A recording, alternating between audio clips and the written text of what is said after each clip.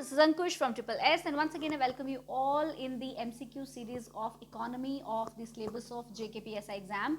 And today we'll be covering MCQs on the topic of inclusion. हमने last lecture में MCQs जो है poverty के डिस्कस किए थे, तो आज हम जो आपका नेक्स्ट टॉपिक है which is inclusion in your syllabus, ठीक है, तो इसको डिस्कस करेंगे, इसके MCQs को डिस्कस करेंगे, राइट? ओके, तो चलिए स्टार्ट करते हैं फर्स्ट क्वेश्चन के साथ. Question number 1 says the global findex report is published by, ठीक है, जो ग्लोबल फिंडेक्स रिपोर्ट है ये कौन सी ऑर्गेनाइजेशन पब्लिश करती है? तो ग्लोबल फिंडेक्स रिपोर्ट जो है, पहले आंसर बता देती हूँ आपको, ये पब्लिश करती है, option number C is the right answer, world bank, ठीक है. वर्ल्ड बैंक जो है वो क्या करता है, ग्लोबल फिंडेक्स रिपोर्ट जो है वो बनाता है, ठीक है. इस ग्लोबल फिंडेक्स रिपोर्ट को basically F stands for financial, okay, so this is basically global financial index report, right. तो इसको हम ग्लोबल, इसको world banks global financial inclusion database भी कहा जाता है. क्या कहा जाता है? ग्लोबल फिनेंशियल इंक्लूजन डेटाबेस भी कहा जाता है इसको, ठीक है. और ये जो ग्लोबल फिनेंशियल इंक्लूजन डेटाबेस है बेसिकली ये स्टार्ट हुआ था 2011 में. तो वर्ल्ड बैंक ने 2011 ऑनवर्ड्स जो है ये डाटा बनाना स्टार्ट किया, और ये जो है ये डाटा वर्ल्ड बैंक जो है एवरी 3 इयर्स के बाद बनाती है. जैसे फॉर एग्जांपल 2011 में पहली बार बना, तो उसके बाद 2014 में बना, फिर 2017 में बना था, ठीक है. तो अब ये है क्या बेसिकली, इस रिपोर्ट में है क्या है, ग्लोबल ये जो फिंडेक्स रिपोर्ट है, इसमें बेसिकली जो वर्ल्ड बैंक है वो क्या करती है, जो एडल्ट्स होते हैं उनकी सेविंग्स, उनकी रिस्क मैनेजमेंट, उनकी बोरोइंग, ठीक है, उसके बारे में सारा एक डाटा जो है वो क्रिएट करती है, ठीक है. तो according to this global financial inclusion database, जो अगर हम इंडियंस की बात करें तो जो इंडियन एडल्ट्स जो हैं, तो 80%, कितना, 80% ऑफ इंडियन एडल्ट्स जो हैं उनका बैंक अकाउंट है. अगर हम एक नॉर्मल, एक बेसिक सेविंग अकाउंट की, एक बैंक अकाउंट की बात करें, तो जो इसके इस रिपोर्ट के अकॉर्डिंगली, ये जो फिंडेक्स रिपोर्ट है जो वर्ल्ड बैंक पब्लिश करता है, इसके accordingly 80% of the Indian adults have bank accounts, ठीक है. और 2014 में जब ये जो मतलब जब ये रिकॉर्ड होता है, ये 2017 की डाटा की बात कर रही हूँ मैं, I am talking about 2017 data कि जो 80% ऑफ इंडियन एडल्ट्स हैं उनका बैंक अकाउंट है, ये अकॉर्डिंग टू दिस रिपोर्ट था, ग्लोबल फिंडेक्स रिपोर्ट, ठीक है. और 2014 में ये जो ये परसेंटेज है ये 53% थी, ठीक है. तो 53% जो है ये 2014 में ये परसेंटेज थी कि इंडियन एडल्ट्स जो है उनका कितने percentage of Indian adults have bank account, right. तो ये जो है ये findex report is created by, is published by world bank, okay. ये चीज आपने याद रखनी है. So C is the right answer for question number 1, okay. So now coming upon to question number 2. Question number 2 says which of the following organization releases financial inclusion index of India. अगर अब मैं with respect to India बात करूं, तो जो financial inclusion index है India में, वो कौन सी ऑर्गेनाइजेशन रिलीज करती है, राइट. वो कौन सी ऑर्गेनाइजेशन रिलीज करती है? तो वो रिलीज करती है B, which is Reserve Bank of India. So B is the right answer. RBI जो है हमारी कंट्री का जो सेंट्रल बैंक है, which is Reserve Bank of India, ठीक है, वो क्या करता है, वो ये फिनेंशियल इंक्लूजन इंडेक्स जो है वो पब्लिश करती है. कौन करता है? आरबीआई करता है, ठीक है. और ये जो एनुअल रिपोर्ट होती है ये बेसिकली, और आप ये रिसेंटली ही जो है आरबीआई ने स्टार्ट किया है, विच इज 2021, ठीक है. 2021 ऑनवर्ड्स जो है ये फिनेंशियल इंक्लूजन इंडेक्स रिलीज करेगी आरबीआई 2021 ऑनवर्ड्स, ठीक है. 2021 में फॉर द फर्स्ट टाइम ये हुआ, and this is based on upon 3 broad parameters, which is usage, access and quality. तो यूजेज यानी यूजेज कितनी है, यानी ये क्या है, ये पैरामीटर्स क्या है, तो बेसिकली 3 पैरामीटर्स हैं, which is usage, access and quality, ठीक है. ये बेसिकली है यूजेज, फाइनेंशियल सर्विसेज की कितनी इंडियंस जो है वो यूज कर रहे हैं, ठीक है. एक्सेस मतलब कितने इंडियंस को एक्सेस है इस फाइनेंशियल इंडेक्स का, इस फाइनेंशियल इंक्लूजन का, ठीक है, फाइनेंशियल सर्विसेज का आप कह सकते हो. और क्वालिटी क्या है फाइनेंशियल सर्विसेज की, ठीक है. तो ये जो है ये पैरामीटर्स हैं. अच्छा, 2021 में मैंने आपको बोला ये फाइनेंशियल इंक्लूजन इंडेक्स जो है रिपोर्ट जो है रिलीज की गई है आरबीआई, सिंस 2021 ये रिलीज हुआ करेगी, ओके. और ये रेंज करेगी बिटवीन 0 to 100, ओके. और इसका ये जो है ये हर साल आप कह सकते हो हर साल जुलाई में ये पब्लिश किया करेगी. ये रिपोर्ट जो है, ये फाइनेंशियल इंडेक्स की जो रिपोर्ट है, फाइनेंशियल इंक्लूजन इंडेक्स की, ये हर साल जुलाई में ये रिलीज हुआ करेगी, ठीक है. ये चीज आपने याद रखनी है. So the right answer for this question is option number B. और ये जो मैंने इंक्लूजन टॉपिक जब जेकेपीएसआई का इकोनॉमी में करा रही थी, इंक्लूजन टॉपिक जब मैंने कराया था, उसमें मैंने ये सारी चीज़ें बताई हुई हैं. उसमें मैं ऑलरेडी इलेबोरेटिव तरीके से ये सब डिस्कस कर चुकी हूँ, इसीलिए अभी मैं ज़्यादा फोकस कर रही हूँ कि एमसीक्यूज आपके हो जाएं, ठीक है. Okay, next question is the financial inclusion index of India released by RBI has following base year. अच्छा, अब बेस ईयर क्या है? ये जो फाइनेंशियल इंक्लूजन इंडेक्स जो है इंडिया का, जो कि आरबीआई रिलीज करेगी, जो हमने अभी डिस्कस किया, इसका बेस ईयर क्या रखा है आरबीआई ने? 2019, 20, 21 या क्या बेस ईयर रखा है या नो है? तो the right answer is no base year. ठीक है, so D is the right answer. इस फाइनेंशियल इंक्लूजन इंडेक्स का ये जो रिपोर्ट, ये जो रिलीज किया करेगी आरबीआई, इसका कोई भी बेस ईयर जो है वो आरबीआई ने नहीं रखा है। So there is no base year for this. Okay, all right, coming upon to the next question, what is the maximum what is the maximum loan amount available under PMMY?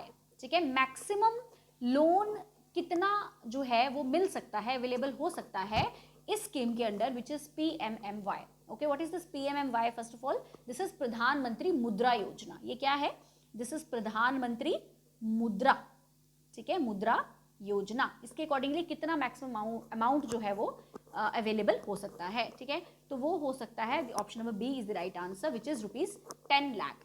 ठीक है, तो up to, basically up to 10 lakh जो है, up to 10 lakh का जो amount है वो प्रधानमंत्री मुद्रा योजना के अकॉर्डिंगली मिल सकता है. ठीक है, अब प्रधानमंत्री मुद्रा योजना जो है, इट वाज लॉन्च्ड ऑन 8 अप्रैल 2015. ठीक है, 8 अप्रैल 2015 में ये लॉन्च हुई थी ये योजना, और 10 लाख रुपए तक का लोन जो है इस योजना में मिल सकता है. ठीक है, ये मैंने अपने एक्सप्लेन्ड लेक्चर्स में मैं ऑलरेडी प्रधानमंत्री मुद्रा योजना के बारे में वहां पे हम डिस्कस कर चुके हैं. ठीक है, okay. How much loan can be availed under Shishu category? ठीक है, अब ये शिशु कैटेगरी क्या है? बेसिकली ये शिशु कैटेगरी जो है ये किस स्कीम के अंडर है? ये अभी जो लास्ट क्वेश्चन मैंने डिस्कस किया, विच इज प्रधानमंत्री मुद्रा योजना, PMMY भी जिसको कहते हैं, प्रधानमंत्री मुद्रा योजना. ठीक है, तो मुद्रा बेसिकली ये जो MUDRA है ना, इस मुद्रा की भी अलग से फुल फॉर्म है. सो दिस मुद्रा is basically micro units development and refinance agency bank. ठीक है, it is micro units development and refinance agency bank. ठीक है, अच्छा, अभी जो PMMY है इसके अंडर कुछ कैटेगरीज हैं. Basically there are 3 categories under PMMY. ठीक है, विच इज शिशु, किशोर एंड तरुण. ठीक है, नेक्स्ट क्वेश्चन भी खैर मैंने इसी पे बनाया हुआ है. ओके, शिशु, किशोर एंड तरुण, उसमें मैं डिस्कस करूंगी. तो फिलहाल अभी हमने ये बताना है कि ये जो शिशु कैटेगरी है, शिशु कैटेगरी किस स्कीम के अंडर आती है? अंडर प्रधानमंत्री मुद्रा योजना, PMMY के अंडर ही आती है. ठीक है, तो इस शिशु कैटेगरी के अंडर कितना लोन जो है मैक्सिमम हमें मिल सकता है? ठीक है, तो इसमें मिल सकता है 50,000 तक का लोन. ठीक है, तो शिशु जो है वो कवर करता है loan up to ₹50,000. So C is the right answer for this question. Option number C, question number 5 का ऑप्शन नंबर सी जो है that is the right answer. ₹50 up to ₹50 basically. So 50,000 रुपए तक का जो लोन है वो हमें मिल सकता है अंडर शिशु कैटेगरी. ओके, चलिए next question is loans up to ₹5 lakh is covered under which category? अच्छा, अब 5 लाख तक का अगर लोन लेना हो, अप टू जो 5 लाख का जो कवर है वो इसमें से जो लोन है 5 लाख तक का, ये कौन सी कैटेगरी कवर करेगी? शिशु करेगी, किशोर करेगी, तरुण करेगी, या सारी की सारी करेगी? ठीक है, तो इसमें क्या है, the right answer for this question is, option number B. ठीक है, विच इज किशोर. ठीक है, B is the right answer. अभी हमने शिशु का किया कि शिशु में तो 50,000 तक का लोन मिल सकता है. ठीक है, किशोर में जो है ये लोन मिल सकता है अप टू 5 लाख तक का. अब 50,000, ये देखिए ये कैटेगरीज जो है ना, ये मैं आपको बता देती हूँ. ऑल्दो मैं ये अपने एक्सप्लेन लेक्चर्स में मैं ये करा चुकी हूँ ऑलरेडी. तो शिशु जो है वो आपको मिलेगा अप टू 50,000 तक का आपको जो लोन है ये शिशु कैटेगरी में मिलेगा. किशोर कैटेगरी में इसी 50,000 से लेके 5 लाख तक का लोन जो है वो किशोर कैटेगरी में मिल सकता है. और अगर मैं तरुण की बात करूं, ठीक है, तो तरुण कैटेगरी में 5 लाख टू 10 लाख मिल सकता है. ठीक है, तो जरूरी नहीं है MCQ वहीं पे एग्जाम में सिर्फ शिशु का या किशोर का ही आएगा, तरुण का भी आ सकता है. तो आपने ये सारी तीनों कैटेगरीज जो हैं ये याद रखनी है. ठीक है, this is about Pradhanmantri. Again this is question from Pradhanmantri Mudra Yojana. Okay, next question is what is the purpose for Mudra loan?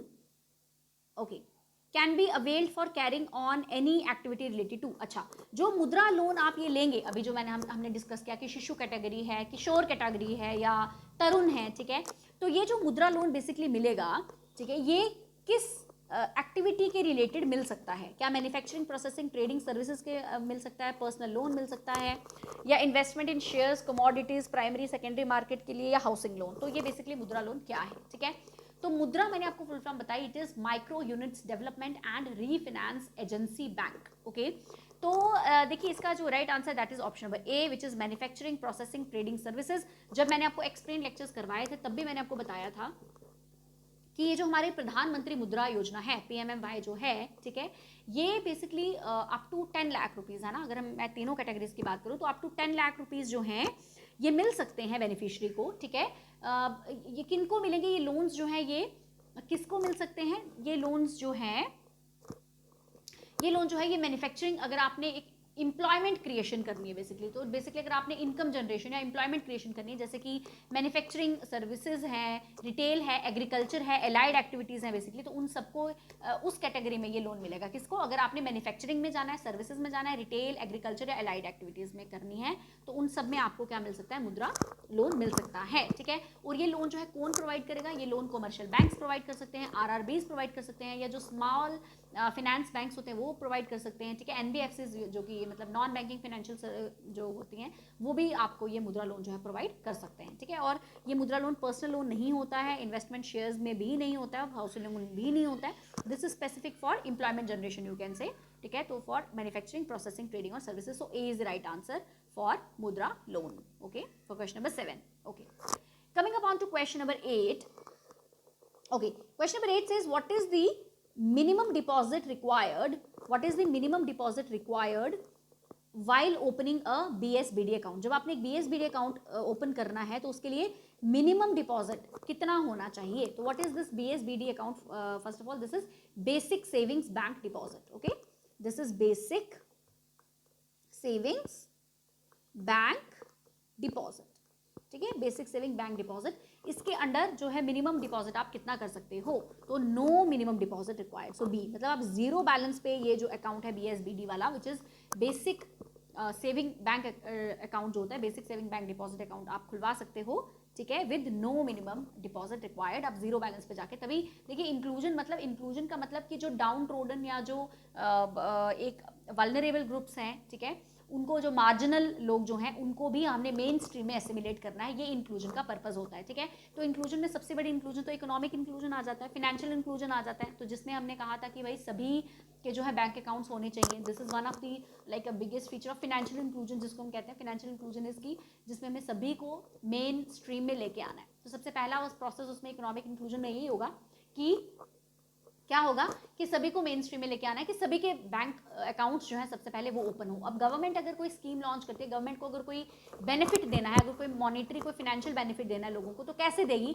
Through bank transfer करेगी, डायरेक्ट DBT है आजकल, ठीक है, डायरेक्ट बैंक ट्रांसफर है आजकल, तो DBT के थ्रू जो है बैंक, जो गवर्नमेंट है वो अपनी जो भी स्कीम जो है उसके जो भी बेनिफिट्स देने हैं तो वो डायरेक्टली अकाउंट में आ जाएगा उसके, right. So that's why basic पहले अकाउंट खुलवाना बहुत जरूरी है, ओके। तो इसीलिए यहाँ पे नो मिनिमम डिपॉजिट रिक्वायर्ड कहा गया है, ताकि लोग जीरो बैलेंस पे भी अपना अकाउंट जो है वो खुलवा पाए, ठीक है, okay. Coming upon to the next question. Next question says, question number 9, what is the प्रधानमंत्री सुरक्षा बीमा योजना? अगर मैं प्रधानमंत्री सुरक्षा बीमा योजना की बात करूं, ठीक है, तो प्रधानमंत्री सुरक्षा बीमा योजना जो है वो किसके रिलेटेड है? विच इज PMSBY, प्रधानमंत्री सुरक्षा बीमा योजना, यस, ठीक है। So this is related to, पहले आपको आंसर बता देती हूँ, option number A is the right answer, accidental insurance cover. तो प्रधानमंत्री सुरक्षा, देखो सुरक्षा से याद रखना कि सुरक्षा करनी है, किसके अगेंस्ट सुरक्षा करनी है? एक्सीडेंट के अगेंस्ट सुरक्षा करनी है, ठीक है। तो प्रधानमंत्री सुरक्षा बीमा योजना जो है, this is related to accidental insurance cover, ठीक है। लाइफ इंश्योरेंस नहीं है इसमें, कोई ओवरड्राफ्ट फैसिलिटीज 5000 की अवेलेबल नहीं है इसमें, एग्री एलाइड एक्टिविटीज के लिए नहीं है। This is for the accidental insurance cover, ठीक है, विच इज प्रधानमंत्री सुरक्षा बीमा योजना। ये सारा कुछ मैं अपने डिटेल्ड लेक्चर्स में करवा चुकी हूँ, वहां मैंने आपको प्रधानमंत्री सुरक्षा बीमा योजना के बारे में भी बता चुकी हूँ मैं वहां पे, ठीक है। ये जो योजना है, ये जो स्कीम है, दिस वाज लॉन्च्ड इन 2015, ठीक है। ज्वाइनिंग एज जो है इस योजना की, that is in the age of 18 to 70 years, ठीक है। 18 से 70 साल तक के जो एज ग्रुप के जो लोग हैं वो इसमें प्रधानमंत्री सुरक्षा बीमा योजना का बेनिफिट उठा सकते हैं, ठीक है। प्रीमियम इसमें सिर्फ 12 रुपए है पर एनम का, ठीक है, और इसमें एक्सीडेंटल इंश्योरेंस का कवर होता है, ठीक है, एक्सीडेंटल इंश्योरेंस का कवर होता है, ये आपने याद रखना है। So option A is the right answer, okay. Coming upon to question number 10, what is प्रधानमंत्री जीवन ज्योति बीमा योजना? अगर मैं प्रधानमंत्री जीवन ज्योति बीमा योजना की बात करूं तो वो किसके रिलेटेड है? तो प्रधानमंत्री जीवन ज्योति बीमा योजना जो है ये it will cover your life insurance, ठीक है। So B is the right answer, okay, B is the right answer for this question. This will not cover accidental insurance को कवर नहीं करती है. एक्सीडेंटल इंश्योरेंस को कौन कवर करती है? प्रधानमंत्री सुरक्षा बीमा योजना. ठीक है, प्रधानमंत्री जीवन ज्योति बीमा योजना मतलब जीवन ज्योति मतलब जीवन पूरी लाइफ की बात कर रहे हैं यहाँ पे, राइट. वहां पे हम सुरक्षा की बात कर रहे थे इसलिए वो एक्सीडेंटल इंश्योरेंस है. यहाँ पे हम जीवन की बात कर रहे हैं तो ये लाइफ इंश्योरेंस है. ठीक है, लाइफ इंश्योरेंस यू अंडरस्टैंड कि after the death, life insurance मतलब डेथ के बाद जब हमें मिलता है, ठीक है, पैसा जो भी है, तो दैट इज कवर मिलता है, तो that is your life insurance. ठीक है, कवर अप टू 2 लाख. तो यहाँ पे क्या है, अगेन दिस योजना प्रधानमंत्री जीवन ज्योति योजना जो है 2015 में लॉन्च हुई थी. 2015 में बड़ी सारी स्कीम्स लॉन्च हुई थी. ठीक है, तो ये भी 2015 में हुई थी. प्रीमियम इसका ₹330 है पर एनम. ठीक है, एक साल का आपको 330 रुपये देना है, ये इसका प्रीमियम है. ठीक है, ज्वाइनिंग एज जो है प्रधानमंत्री जीवन ज्योति बीमा योजना में ये 18 से 50 साल तक है. 80 to 50 years of age group can join. ठीक है, और आफ्टर डेथ इसमें 2 लाख का क्लेम हो सकता है. ठीक है, आफ्टर डेथ 2 लाख का कवर इसमें मिलता है. That is the life insurance cover. That is why it is the life insurance cover, right. So B is the right answer for question number 10. Okay, coming upon to question number 11. Okay, question number 11 says dash are not covered under प्रधानमंत्री dash are not covered under प्रधानमंत्री जनधन योजना. This is प्रधानमंत्री जनधन योजना life insurance scheme of ₹30,000. ठीक है, इनमें से कौन सी ऐसे कैटेगरी है जो कि प्रधानमंत्री जनधन योजना लाइफ इंश्योरेंस स्कीम ऑफ ₹30,000 उसमें नहीं आती है? देखो, पहले आपको एक चीज बता देती हूँ. जो प्रधानमंत्री जनधन योजना है उसमें एक स्कीम है कि आप लाइफ इंश्योरेंस यानी कि आफ्टर डेथ, मैंने क्या कहा, लाइफ इंश्योरेंस मतलब जो डेथ के बाद मिलता है, राइट. तो लाइफ इंश्योरेंस कवर स्कीम है ये, इसमें 30,000 रुपीज़ मिलते हैं. तो इसमें से कौन सी कैटेगरी के जो लोग हैं उनको ये इसके बेनिफिशियरी नहीं बन सकते हैं. ठीक है, employees of central state government public sector undertaking banks वगैरह के जो एम्प्लॉयज़ हैं नहीं कर सकते वो इसमें. इनकम टैक्स पे बिल्कुल नहीं कर सकते. आम आदमी बीमा योजना बेनिफिशियरीज ये भी नहीं कर सकते. ठीक है, so all of these is the right answer, D. ठीक है, बेसिकली क्या है, ये जो लाइफ इंश्योरेंस कवर है 30,000 रुपीज़ का अंडर प्रधानमंत्री जनधन योजना, ठीक है, इसमें जो भी टैक्स पेई हैं, जो भी इनकम टैक्स पेई हैं, वो इसमें इसका बेनिफिट नहीं उठा सकते स्कीम का. ठीक है, ऑब्वियसली आप देख सकते हो कि 30,000 रुपये तक का it's a very minimum amount. ठीक है, तो ये इसका बेनिफिट ये नहीं उठा सकते हैं. और ये जो आम आदमी बीमा योजना जो है, ये जो आम आदमी बीमा योजना की जो बेनिफिशरीज हैं वो भी नहीं कर सकते. ठीक है, तो बेसिकली ये जो पहले तो डी इसका राइट आंसर है. ठीक है, ये आप याद रखिएगा. अब ये जो आम आदमी बीमा योजना जो है ना, इसमें भी ये बेसिकली ये भी एक अलग से एक योजना है छोटी सी. इसमें क्या है, इसमें भी 30,000 का कवर मिलता है, मतलब लाइफ इंश्योरेंस मिलती है इसमें भी. तो जो इसका बेनिफिशियरी है ऑब्वियसली वो प्रधानमंत्री जनधन योजना का लाइफ इंश्योरेंस स्कीम का बेनिफिट नहीं उठा सकता, क्योंकि उसने ऑलरेडी आम आदमी बीमा योजना का बेनिफिट उठा रखा है.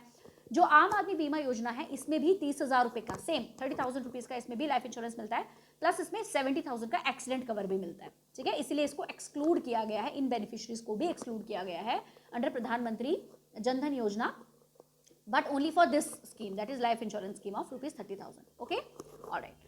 Next question says under प्रधानमंत्री सुरक्षा बीमा योजना. फिर से आप प्रधानमंत्री सुरक्षा बीमा योजना का क्वेश्चन आ गया यहाँ पे. सुरक्षा बीमा योजना में मैंने आपको क्या कहा, क्या था, एक्सीडेंटल इंश्योरेंस था इसमें. ठीक है, partially disability claim is available for. अब देखिए क्या था स्कीम में, ये थी प्रधानमंत्री सुरक्षा बीमा योजना. ठीक है, मैंने आपको क्या कहा था इसमें कि इसमें एक्सीडेंटल इंश्योरेंस कवर होता है. ओके, एक्सीडेंटल इंश्योरेंस कवर होता है, और इसमें जो रिस्क कवर जो है that is up to 2 lakh rupees. कितना है, 2 लाख.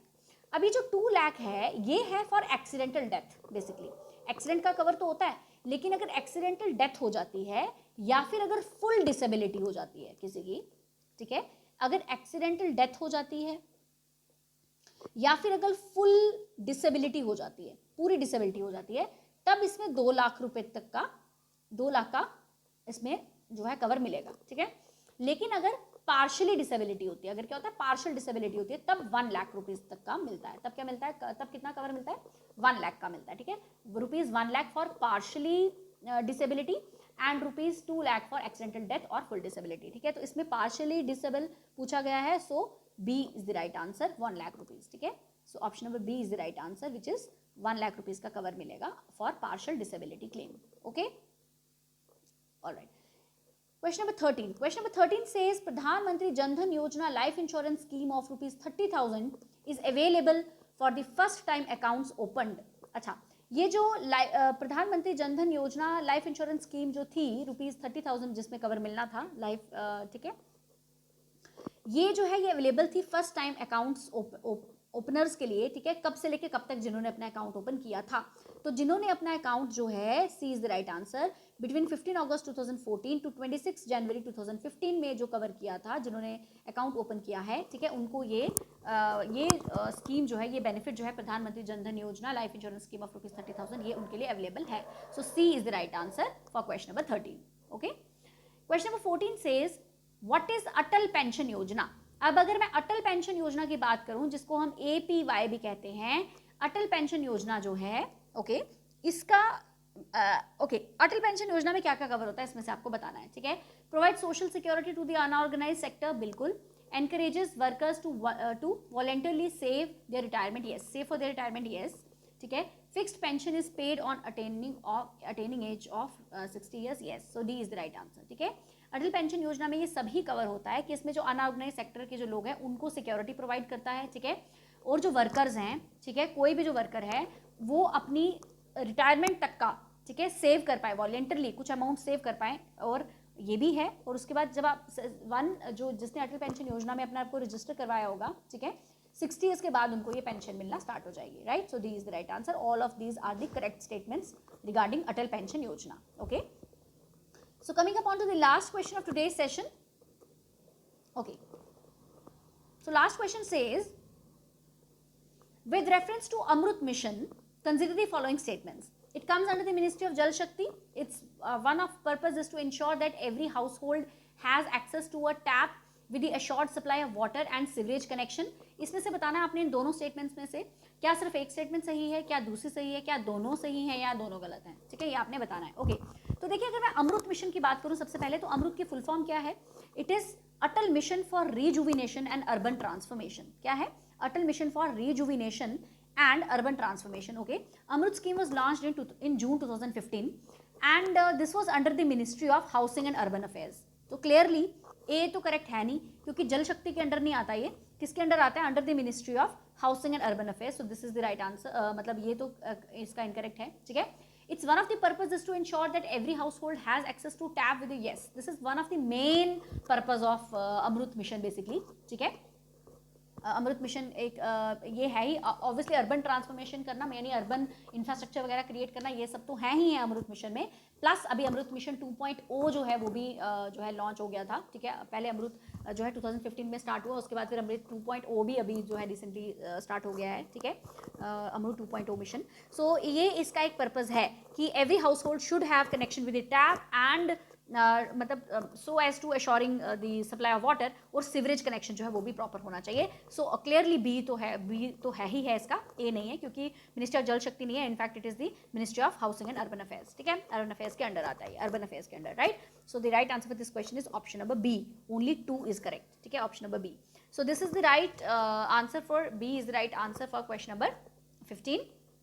ओके, पीडीएफ आपको इसकी मिल जाएगी विद आंसर्स। इसके एंड पे मैंने जो है आंसर्स भी मार्क कर दिए हुए हैं फ्रॉम 1 to 15 की आंसर्स इसके क्या हैं। Okay, so this is all for today session. I will be seeing you very soon with the next session. Next MCQs जो है नेक्स्ट टॉपिक के जल्दी मैं डिस्कस करूंगी आपके साथ। Till then take care, bye bye, keep revising.